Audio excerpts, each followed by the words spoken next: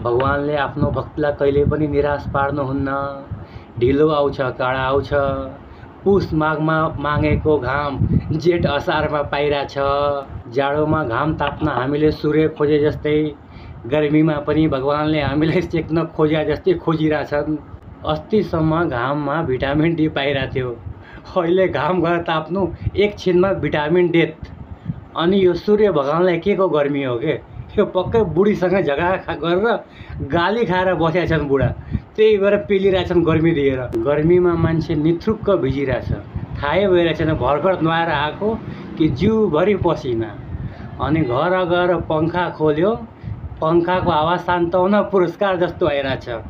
पङ्खाको हावा चले जस्तो मात्र हावा पुरै तातो, हेयर ड्रायरले कपाल सुका जस्तो तातो बुझिन्छ। गर्मीको पैसा खाएर बिजुली भागेको छ। प्रचण्ड गर्मी हुन्छ रिसाएर, अनि बिजुली बेपत्ता। घरमा बिजुली र गर्मीको त भेट्टै नहुने भयो, एउटा छाउँदा अर्को बेपत्ता। मोबाइलको चार्जिङ पर्सेन्ट र टेम्परेचरमा कम्पिटिसन भइरहेछ, तर टेम्परेचर पर्सेन्टले जिति नै रहेछ। मोबाइल चार्जिङमा 30% भन्दा बढिरहेको छैन, टेम्परेचर 40 डिग्री सेन्टिग्रेड भन्दा घट्न मानिरहेको छैन। अनि यो प्राधिकरणले बिजुली चाहिँ दिने कहिले के? गर्मीमा लोड बढ्यो, लोड सेडिङ भयो भनेर काट्छ।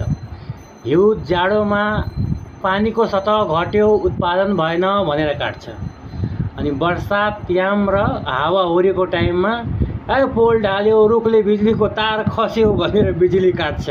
यो बिजुली दिन बसेको छ कि काट्न बसेको छ नेपाल विद्युत प्राधिकरण? जबदेखि घिसिङलाई हटाएर यो झोलेहरूको मामालाई ल्याएको छ, यो घिसिङ थियो पहिले, अहिलेको छिनछिनमा लाइन काट्ने छ। त्यो घिसिङ, यो छिनछिन नाम राख्ने हुन्छ यसको। अन्त्यमा सूर्यदेवको प्रकोपबाट बच्नको लागि एउटा मन्त्र उच्चारण गर्नुहोस् बिहान सबेरै सबेरै, ओम घ्री सूर्याय नमः, र जल चढाउनुहोस्।